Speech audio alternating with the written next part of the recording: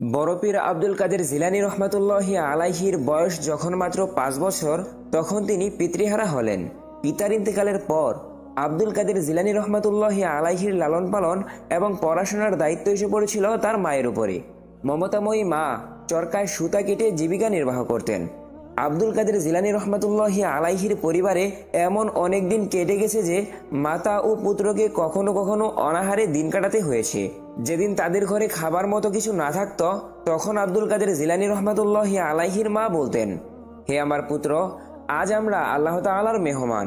খুব অল্প বয়সেই হজরত আব্দুল কাদের জিলানী রহমাতুল্লাহি আলাইহির অলৌকিক ঘটনা ঘটতে শুরু করেছিল। একদা হজরত আব্দুল কাদের জিলানী রহমাতুল্লাহি আলাই বন্ধুদের সাথে মাঠে খেলা করছিলেন। হঠাৎ তিনি একটা অলৌকিক আওয়াজ শুনতে পেলেন। কে যেন বলছিল, হে বরকতময় সত্তা, আমার কাছে এসো। এইরকম আওয়াজ শুনে আব্দুল কাদের জিলানী রহমাতুল্লাহি আলাইহি অনেকটা অবাক হয়ে এদিক সেদিক তাকিয়ে খুঁজতে লাগলেন কণ্ঠটি কার বা কোথা থেকে আসছে, কিন্তু তিনি আশেপাশে কোনো লোককে দেখতে পাচ্ছিলেন না। তাই তিনি অনেকটা ভয় পেয়ে দৌড়ে মায়ের কাছে চলে গেলেন। এরকম আরো বহু ঘটনা হজরত আব্দুল কাদের জিলানী রহমাতুল্লাহি আলাইহির জীবনে ঘটেছে, যা থেকে কিছু ঘটনা আজ আমি আপনাদের সামনে তুলে ধরব।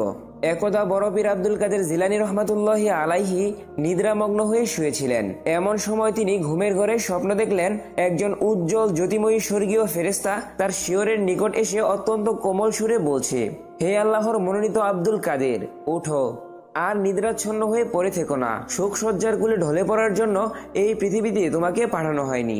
তোমার কর্তব্য এবং দায়িত্ব সুদূর প্রসারী। মোহগ্রস্ত ও নিদ্রাচ্ছন্ন জনগণকে নিদ্রার মোহ থেকে মুক্তি করার জন্যই এই পৃথিবীতে তোমার আবির্ভাব ঘটেছে। হজরত আব্দুল কাদের জিলানী রহমাতুল্লাহি আলাইহির বাল্য শিক্ষার হাতেখড়ি হয়েছিল তার জ্ঞানবান পিতা এবং গুণবতী মায়ের মাধ্যমে। তিনি তার পিতার মাধ্যমে প্রাথমিক স্তরের শিক্ষাসমূহ গৃহে বসে সম্পূর্ণ করেছিলেন। সর্বপ্রথম তিনি পবিত্র কোরআন শরীফ পাঠ করতে শুরু করলেন এবং সম্পূর্ণ কোরআন তিনি মুখস্থ করতে লাগলেন। গৃহশিক্ষার বাইরে তিনি জিলাননগরের মক্তবে বিদ্যা শিক্ষা করেছেন।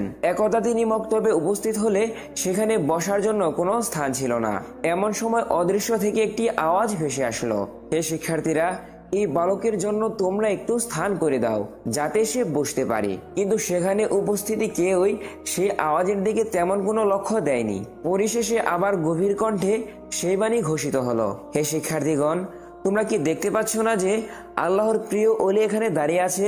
তোমরা ওঠো, তাকে বসার স্থান করে দাও। বিলম্ব করে সময় অপচয় করো না। এই অদৃশ্য বাণী ছাত্র শিক্ষক সকলের কানে ভীষণভাবে আঘাত করেছিল। এই আওয়াজ শুনে সকলেই একেবারে হতভম্ব হয়ে গেল। অতঃপর তারা বড় পীর আব্দুল কাদের জিলানী রহমাতুল্লাহি আলাইহিকে বসার জন্য স্থান প্রদান করল। তার প্রচন্ড জ্ঞান শক্তি এবং আল্লাহ প্রদত্ত প্রজ্ঞার ফলে বাল্যকালেই তিনি অসাধারণ পাণ্ডিত্য অর্জন করতে সক্ষম হয়েছিলেন। কোনো এক জিলহজ মাসের 9ম দিবসের ঘটনা। হজরত আব্দুল কাদের জিলানী রহমাতুল্লাহি আলাইহি শহর ছেড়ে গ্রামের দিকে চলে গেলেন। গ্রামের মাঠে তিনি একটি গাভী দেখতে পেলেন। যখন তিনি ওই গাভীর কাছে গিয়ে গাভীর গায়ে হাত দিল, তখন গাভীটি তার দিকে তাকালো এবং বলতে থাকলো, হে হজরত আব্দুল কাদের, আল্লাহ পাক তোমাকে কৃষিকাজের জন্য সৃষ্টি করেননি, কিংবা জীবিকা উপার্জনের হুকুমও তোমাকে দেওয়া হয়নি। গাভীর মুখে এমন কথা শুনতে পেয়ে তিনি ভীত সন্ত্রস্ত অবস্থায় বাড়ি ফিরে এলেন এবং মনের উদ্বেগে ঘরের ছাদে বসে নানান রকমের কথা ভাবছিলেন। এমন সময় তিনি দেখতে পেলেন মক্কা শরীফ পর্যন্ত সমস্ত এলাকা তার সামনে উন্মুক্ত করে দেওয়া হয়েছে। চোখের সামনে তিনি আল্লাহ পাকের ঘর দেখতে পাচ্ছিলেন। তিনি এও দেখতে পাচ্ছিলেন যে আরাফাতের ময়দানে হাজী সাহেবরা অবস্থান করছেন। তিনি গায়বী ইঙ্গিতের মর্ম বুঝতে পেরে তিনি তার মাকে উচ্চ শিক্ষার উদ্দেশ্যে বাগদাদ গমনের ইচ্ছা জানালেন। তখন উনার মা বললেন, হে আমার পুত্র, এটা খুবই ভালো সিদ্ধান্ত। অতঃপর আব্দুল কাদের জিলানী রহমাতুল্লাহি আলাইহির মা নিষ্ঠচিত্তে অনুমতি দিয়ে তারপর থেকে তার পথেও প্রস্তুতিতে লেগে গেলেন। যেদিন তিনি বাগদাদের উদ্দেশ্যে রওনা দিবেন, সেদিন আব্দুল কাদের জিলানী রহমাতুল্লাহি আলাইহির মা জামার ভেতরে 40টি স্বর্ণ মুদ্রা সেলাই করে দিয়ে বললেন, হে আমার পুত্র, আল্লাহর নাম নিয়ে রওনা হও। হে আমার পুত্র, শোনো, সদা সর্বদা সত্য কথা বলবে, সততা এবং বিশ্বস্ততার আদর্শে নিজেকে শক্তরূপে ধারণ করবে। অতঃপর মায়ের উপদেশ নিয়ে তিনি এক কাফেলার সাথে বাগদাদের উদ্দেশ্যে গমন করছিলেন। পথিমধ্যে সন্ধ্যা ঘনিয়ে আসার কারণে তারা এক জায়গায় রাত্রি যাপনের সিদ্ধান্ত নিলেন। রাত্রি যাপনের আয়োজনে সকলেই ব্যস্ত। এমন সময় একদল ডাকাত এসে তাদের উপরে হামলা করলো এবং সমস্ত মালামাল লুটে নিল।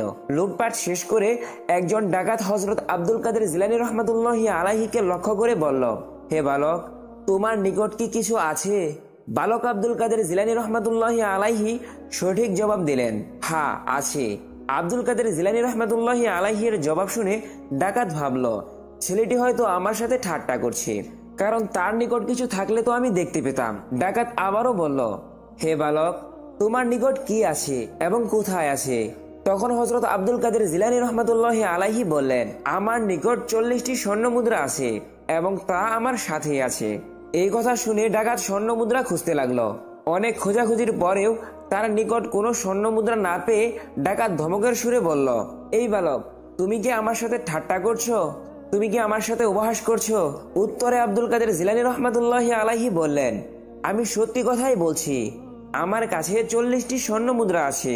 ইতিমধ্যেই সেখানে ডাকাত দলের সর্দার এসে উপস্থিত হলো এবং আব্দুল কাদের জিলানী রহমাতুল্লাহি আলাইহিকে লক্ষ্য করে বলল, তোমার স্বর্ণ মুদ্রাগুলো কোথায় আছে? আব্দুল কাদের জিলানী রহমাতুল্লাহি আলাইহি বললেন, আমার প্যান্টের কাপড়ের ভাঁজের মধ্যে সেগুলো সেলাই করা আছে। তার কথা মতো স্বর্ণ মুদ্রাগুলো পেয়ে ডাকাত দলের সর্দার বলল, হে বালক, তুমি তো দেখছি বড়ই বোকা ছেলে, কারণ তুমি যদি আমাকে এগুলোর খোঁজ না দিতে তাহলে তো কিছুতেই আমরা এগুলো খুঁজে পেতাম না। এই কথা শুনে বালক আব্দুল কাদের জিলানী রহমাতুল্লাহি আলাইহি বললেন, আমি বাড়ি থেকে বের হওয়ার সময় আমার আম্মা বলে দিয়েছেন, হে আমার পুত্র, সদা সর্বদা সত্যি কথা বলবে, কখনো মিথ্যে কথা বলবে না। তার উপদেশের দিকে লক্ষ্য রেখে আমি আজ তোমাদের নিকট সত্য কথা বলেছি। বালক আব্দুল কাদের জিলানী রহমাতুল্লাহি আলাইহি এর সহজ সরল এই কথাটি সর্দারের মনে গভীরভাবে লেগে গেল। সে ভাবতে লাগলো, ছোট্ট একটি ছেলে তার মায়ের কথা তিলে তিলে মেনে চলছে, আর আমি আল্লাহ তাআলার নির্দেশ অমান্য করে চুরি ডাকাতি করছি, মানুষকে কষ্ট দিচ্ছি। না না, এ তো হতে পারে না। এই কথা ভেবে সে আব্দুল কাদের জিলানী রহমাতুল্লাহি আলাইহিকে বুকে টেনে নিলেন এবং তাকে বললেন, আমি তোমার সাথে তওবা করছি এবং প্রতিজ্ঞাবদ্ধ হচ্ছে যে আমি আজ থেকে আর কোনোদিন মহান আল্লাহ তাআলার আদেশ অমান্য করব না এবং কোনো দিনও ডাকাতি করব না। সর্দারের এই কথাগুলো শুনে অন্যান্য ডাকাতদের মনের অবস্থারও পরিবর্তন হয়ে গেল। তারাও বলতে লাগলো, হে সর্দার, এতদিন যেমন অন্যায় ও খারাপ কাজে আপনি আমাদের সর্দার ছিলেন, এখন থেকে সৎ কাজের ব্যাপারেও আপনি আমাদের সর্দার থাকবেন। সর্দার তাদের প্রস্তাব মেনে নিল এবং লুটপাট করা টাকা পয়সা মালামাল ফেরত দিয়ে নিজের পথে চলে গেল। বলা হয় যে সেই ডাকাত পরবর্তী সময়ে আল্লাহ তাআলার একজন বড় ওলিতে পরিণত হয়েছিল। অন্য একদিনের ঘটনা, একবার মরু প্রান্তরে হযরত আব্দুল কাদের জিলানী রহমাতুল্লাহি আলাইহি ভ্রমণ করছিলেন। তখন উনার ইবাদত বন্দিগি এবং ধ্যান সাধনার এক বিশেষ মুহূর্তে অদৃশ্য থেকে আওয়াজ এলো, হে আব্দুল কাদের, আমি তোমার প্রতি সন্তুষ্ট। প্রখর সাধনার মাধ্যমে তুমি আজ এমন পর্যায়ে উপনীত হয়েছে যে আমি তোমার প্রতি সন্তুষ্ট হয়ে গেছি। অতএব এখন থেকে শরীয়তের কোনো বিধান তোমার উপর বাধ্যতামূলক নয়। তুমি ইবাদত করো বা না করো তাতে কিছুই আসে যায় না। যে কোনো ধরনের কাজে তুমি এখন থেকে স্বাধীন। এই ধরনের কথা শুনে হযরত আব্দুল কাদের জিলানী রহমাতুল্লাহি আলাইহি খুব দৃঢ়তার সাথে লা হাওলা ওয়ালা কুওয়াতা ইল্লা বিল্লাহ পাঠ করলেন। তখন অদৃশ্য আওয়াজটা বন্ধ হয়ে গেল। অতঃপর আব্দুল কাদের জিলানী রহমাতুল্লাহি আলাইহি বললেন, হে অভিশপ্ত শয়তান, তোর কুমন্ত্রণা থেকে আমি আল্লাহ তাআলার আশ্রয় প্রার্থনা করছি। তোর এই প্রস্তাব শুনে আমি বুঝতে পেরেছি যে এটা তোর ভয়াবহ একটা কৌশল। আমাকে পথভ্রষ্ট করার এটা তোর একটি কঠিন চক্রান্ত। কেননা পবিত্র কুরআনে আছে, আল্লাহ কোনো মানব সন্তানের সাথে সরাসরি কথা বলেন না। তাছাড়া সাধনার কোনো পর্যায়ে ইবাদত বন্দিগির দায়িত্ব কারো উপর থেকে তুলে নেওয়া হয় না। শরীয়ত অমান্য করার নির্দেশ আল্লাহ পাক কখনো কোনো ব্যক্তিকে দেন না। তোর আওয়াজ শোনা মাত্রই আমি বুঝতে পেরেছি যে এমন বাণী আল্লাহর পক্ষ থেকে আসতে পারে না। এটা নিশ্চয়ই শয়তানের কোনো কৌশল। এই কথা শোনার পর শয়তান বলে উঠল, হে আব্দুল কাদের, এই ধরনের কথা বলে আমি এর আগে এই প্রান্তরের অন্তত 27 জন সাধকের সর্বনাশ করেছি। হে এ যুগের শ্রেষ্ঠ ওলি, আজ আপনি নিজের জ্ঞান ও প্রজ্ঞা দ্বারা এবং উচ্চ মর্যাদার সাধনার ফলেই রক্ষা পেয়ে গেলেন। শয়তানের এই কথা শুনে হযরত আব্দুল কাদের জিলানী রহমাতুল্লাহি আলাইহি আবারও বলে উঠলেন, লা হাওলা ওয়ালা কুওয়াতা ইল্লা বিল্লাহ, অর্থাৎ আল্লাহর খাস রহমত ছাড়া যুদ্ধপতারক শয়তান থেকে বেঁচে থাকার কোনো শক্তি এবং ক্ষমতা কারো নেই। শয়তানের চক্রান্ত থেকে রক্ষা পাওয়ার দোয়া আল্লাহর নবী হযরত মুহাম্মদ সাল্লাল্লাহু আলাইহি ওয়াসাল্লাম আমাদেরকে শিক্ষা দিয়েছেন। হযরত আব্দুল কাদের জিলানী রহমাতুল্লাহি আলাইহি এই দোয়াটি পড়তে লাগলেন। ঘটনার শেষ অংশে তিনি পুনরায় শয়তানকে উদ্দেশ্য করে বললেন, এই শয়তান, তুই আমাকে নতুন করে আবার ধোঁকা দেওয়ার চেষ্টা করছিস। হে শয়তান, তুই বোঝাতে চাচ্ছিস যে আমার জ্ঞান ও প্রজ্ঞা দ্বারা আমি রক্ষা পেয়েছি, অথচ আমি যে দোয়াটি পড়েছি এতে বলা হয়েছে আল্লাহর সাহায্য এবং করুণা ছাড়া শয়তানের ওয়াসওয়াসা থেকে রক্ষার কোনো উপায় বান্দার নেই। আব্দুল কাদের জিলানী রহমাতুল্লাহি আলাইহির এই কথা শুনে শয়তান আবারও বলে উঠল, সত্যিই আপনি আল্লাহর প্রকৃত খাস বান্দা, কোনোভাবেই আমি আপনাকে খোদা বিমুখ করতে পারলাম না। এই কথা বলে এবং শয়তান ব্যর্থ হয়ে দূরে সরে গেল। আরেক দিনের ঘটনা। একদা বড় পীর আব্দুল কাদের জিলানী রহমাতুল্লাহি আলাইহির সময়ে বাগদাদ শহরে একজন সুন্দরী অবিবাহিত স্ত্রী লোক বাস করত। সে এতটাই সুন্দরী এবং রূপবতী ছিল যে তার রূপের সংবাদ বাগদাদ শহরের ঘরে ঘরে পৌঁছে গিয়েছিল। তার রূপের জ্যোতিতে অনেক যুবকের রাতের ঘুম হারাম হয়ে যেত। ওই শহরে একজন যুবক ছিল, সে ওই যুবতী নারীকে খুবই পছন্দ করত এবং সব সময় তাকে কাছে পাওয়ার আকাঙ্ক্ষা করত। কিন্তু সেই নারী সব সময় এমন সংযম ভাবে চলাফেরা করত যে কোনো পুরুষের পক্ষে যেন তাকে লাঞ্ছিত করার কোনো সুযোগ না থাকে। আর সেই যুবতী মহিলাটি ছিল বড় পীর আব্দুল কাদের জিলানী রহমাতুল্লাহি আলাইহির একজন মুরিদ। সে সবসময় আল্লাহ তাআলার ইবাদতে মশগুল থাকতেন। একদা বাগদাদ শহরের এক লম্পট যুবক সেই সুন্দরী মেয়েটির পিছু নিল এবং তাকে উপভোগ করার জন্য অস্থির হয়ে উঠল। সে সবসময় মেয়েটির বাড়ির আশেপাশে ঘুরে বেড়াতো। চরিত্রহীন এই যুবক সুযোগের সন্ধান করতে থাকলো আর সতর্কতার সাথে সময় অতিবাহিত করতে লাগলো। একদিন তার সেই সুযোগ এসে গেল। কোনো একদিন সেই যুবতী মেয়েটি খুব প্রয়োজনীয় কাজে ঘর থেকে বের হয়ে জঙ্গলের পাশে রাস্তা দিয়ে যাচ্ছিল। তখন সেই চরিত্রহীন যুবক পূর্বেই সেই যুবতীর বের হওয়ার সংবাদ জানতে পেরে পথের পাশে একটি নির্জন গর্তে লুকিয়েছিল। সেই যুবকটি মনে মনে ভাবতে লাগলো, আজ তাকে বাধা দেওয়ার কেউ নেই, সে এই নির্জন স্থানে তার বাসনা পূর্ণ করবে। এমন একটা সুযোগ তো তার অনেক দিনের আশা ছিল। যুবতী নিশ্চিন্ত মনে পথ অতিক্রম করছিলেন, তার মধ্যে কোনো দুশ্চিন্তা ছিল না। যখন সেই সুন্দরী মেয়েটি সেই লম্পট যুবকের সামনে আসলো, তখন সেই লম্পট যুবকটা গর্তের ভেতর থেকে বের হয়ে মেয়েটির পথ রোধ করে দাঁড়ালো। লম্পটের এমন খারাপ উদ্দেশ্য দেখে যুবতী বুঝতে পারলো যে তার সামনে মহাবিপদ এসে উপস্থিত। তাই সেই মেয়েটি নিজেকে বাঁচানোর জন্য চারিদিকে তাকিয়ে লক্ষ্য করতে থাকলো যে কোথাও কোনো জনমানবের চিহ্ন আছে কিনা, কেননা সে বুঝতে পারছিল যে নির্জন প্রান্তরে চিৎকার করেও কোনো লাভ হবে না। মহিলাটি ইতিমধ্যেই তার সতীত্ব রক্ষা করার উপায় না দেখে মহান আল্লাহর উদ্দেশ্যে বলতে লাগলো, হে আমার মাবুদ, আমি এক মহা বিপদে এসে পতিত হয়েছি, আপনি আমার সতীত্ব রক্ষা করার ব্যাপারে সাহায্য করুন। হে আমার মাবুদ, আমার সতীত্ব নষ্ট হলে কাল কিয়ামতের দিন আমি কিভাবে আপনার সামনে মুখ দেখাবো? আপনি আমাকে এই মহাবিপদ থেকে রক্ষা করুন। এমন সময় বড় পীর আব্দুল কাদের জিলানী রহমাতুল্লাহি আলাইহি ওযু করছিলেন। আল্লাহর কি কুদরত! বিপদগ্রস্ত যুবতীর আহ্বান তিনি অলৌকিকভাবে শুনতে পেয়ে গেলেন।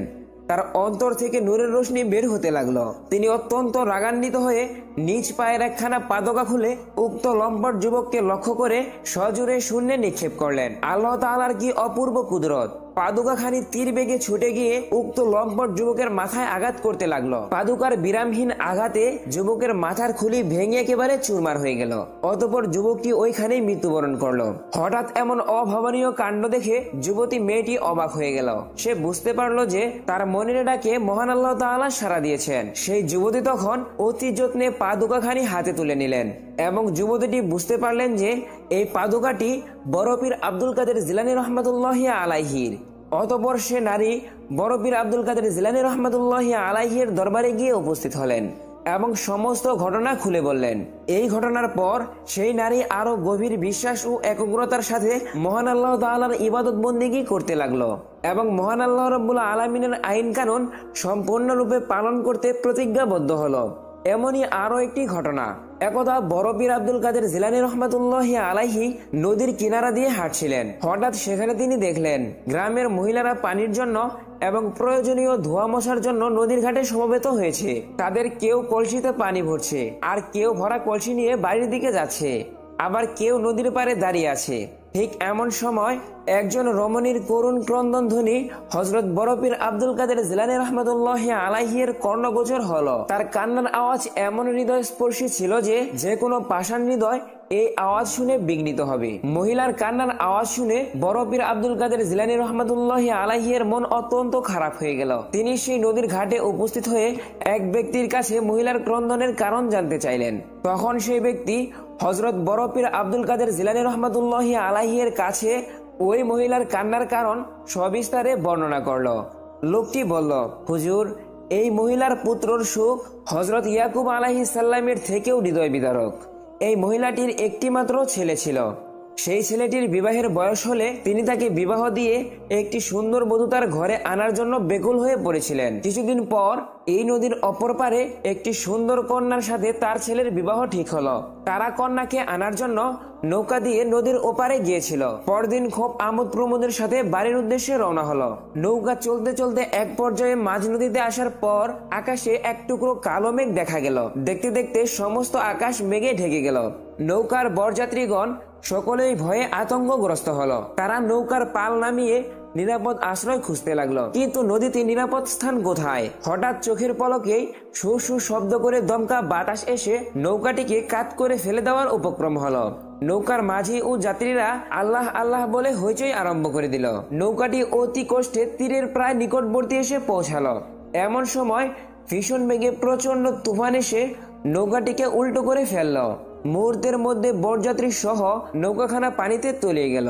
বরযাত্রীদের এই শোচনীয় বিপদে গ্রামের মধ্যে সুখের রুল পড়ে গেল। যাত্রী বা মাঝিরা কেউই এই বিপদ থেকে রক্ষা পেল না। সকলের শরীরই সমাধি লাভ করলো। দিনের পর দিন চলে গেল, মাস গেল, বছর গেল।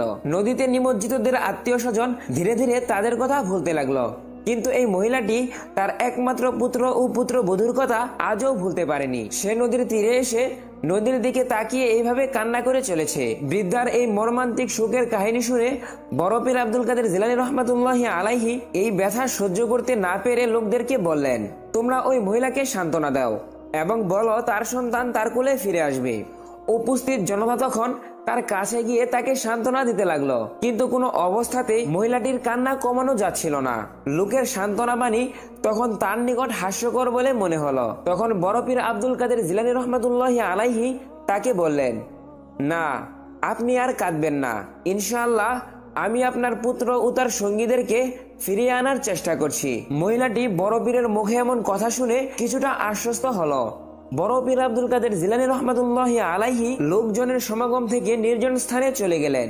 নির্জন স্থানে গিয়ে আল্লাহর দরবারে দুই হাত তুলে মোনাজাত করতে লাগলেন, হে বিশ্ব পালন কর্তা, হে করুণাময় অন্তর্জামিন, তোমার ইচ্ছায় এক পলকে সকল কিছু সংগঠিত হয়ে থাকে।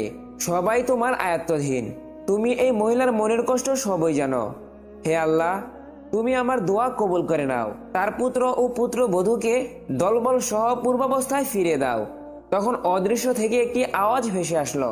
কে যেন বলছে, হে আল্লাহর প্রিয় বান্দা, 12 বছর পূর্বে নদীতে ডুবে মৃত্যুবরণকারীদের এই দীর্ঘ সময় পর কিভাবে পূর্বাবস্থায় ফিরে দেওয়া যেতে পারে? তখন বড় পীর বললেন, হে দয়াময় আল্লাহ, আপনি আপনার পবিত্র কালামে পাকে ঘোষণা করেছেন, আপনি হয়ে যাও বলার সাথে সাথেই সবকিছু হয়ে যায়। আপনার পক্ষে 12 বছর পূর্বে মৃত্যুবরণকারীদেরকে জীবিত করা এমন কি কঠিন কাজ? পুনরায় ভেসে আসলো সেই দৈববাণী। কে যেন বলছেন, যাদের শরীরের হাড় মাংস বহুদিন পূর্বে জলজন্তু খেয়ে ফেলেছে তাদেরকে কিভাবে জীবিত করা যায়? তখন তিনি বললেন, হে বিশ্ব পালন কর্তা, এটা তুমি কি বলছো?